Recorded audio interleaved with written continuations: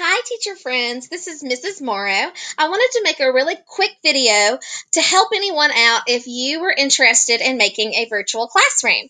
I had seen a bunch of virtual classrooms and a bunch of my teacher friends had made them on Facebook, and I wasn't really interested in it at all until I found out that we were going to be going virtual.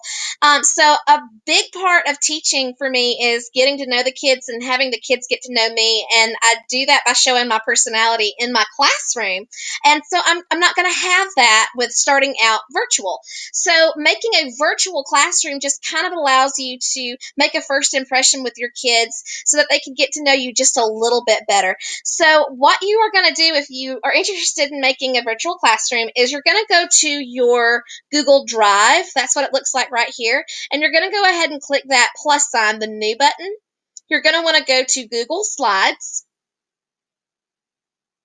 And a little tip for making anything on your Google Drive, the first thing that you should do is always give it a name, because you can spend forever working on something and then not be able to find it, and it drives you crazy because you didn't name it. So I'm just going to go ahead and name this Classroom 2.0 and then get started. It's going to come up just like you see it here. You don't need this sidebar, so you can just click the X on that. And I want a completely blank page. There's two ways to get to a blank page. You can either come right here where the plus sign is and go to that little arrow, and you'll see at the bottom blank. So there's you a blank page. Or you can come to this first one. It's always going to start like that, and you can click on it right here. And hit your backspace key. It's just going to make that go away. So you can click there, delete, or backspace. Anyway, you need a blank page. What you're going to do now is go to Insert. The very first option is Image. When you get on Image, you want to search the web. It's going to bring up a sidebar. And a really good way to get started is to search for floor and wall. It's going to say background. You can go ahead and hit that one. And then you're just looking for something that you like. The very first classroom that I made when I was just playing around was this one. I liked it because it has cinder block walls, just like my classroom in real life.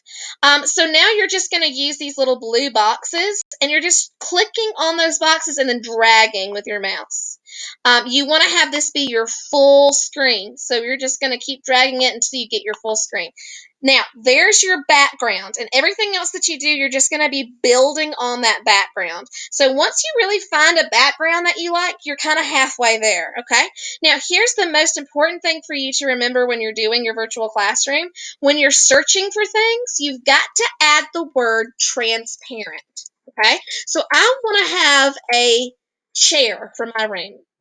So I'm going to type chair transparent. Not transparent background, just transparent.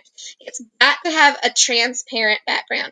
And then I'm going to scroll through here. I really like that wooden one. That kind of looks like something I would have in my classroom. There's a cute camp chair. Here's a swivel chair, kind of like a desk chair. So just find one that you like. I'm going to go back up to the top. I really like this wooden one. Okay, I'm going to click Insert. And then now you can see this is why the transparent option is so important, so that it's not white. You can still see the floor and the wall through it. Now all I'm going to do is drag my little blue box, because obviously I don't want the chair to be that big, and I can resize it and place it wherever I want to.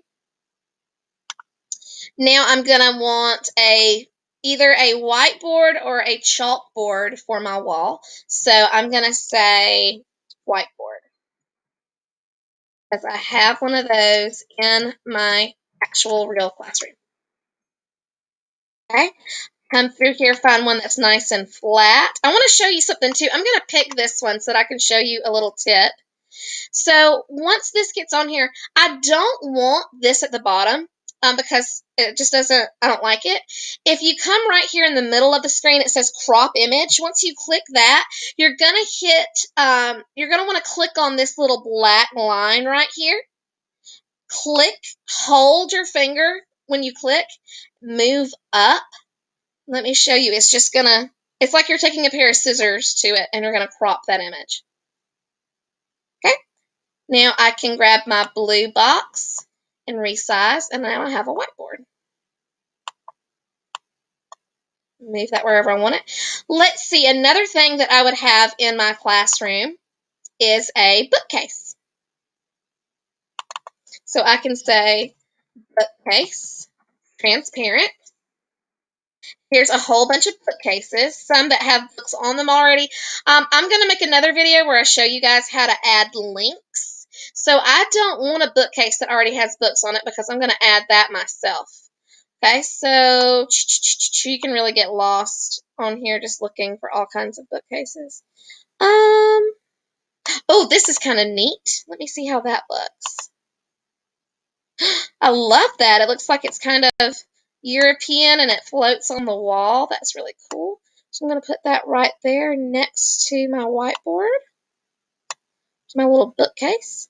All right, guys, this kind of gives you an idea of just how to get yourself started, and you can really spend hours on this. You can make it be as simple as you want, or you can really go all out and decorate your classroom. But hopefully this just gives you some little tips and helps you to get started. Please feel free to reach out to me if you need any help or you need any advice. I don't mind. And I hope this was helpful for you guys. I'm going to make another video about how to add Bitmoji, and I'm going to do another video to show you how to link to other things, activities, books, anything else. So be looking for those other videos. I hope this was helpful. See you guys later. Bye.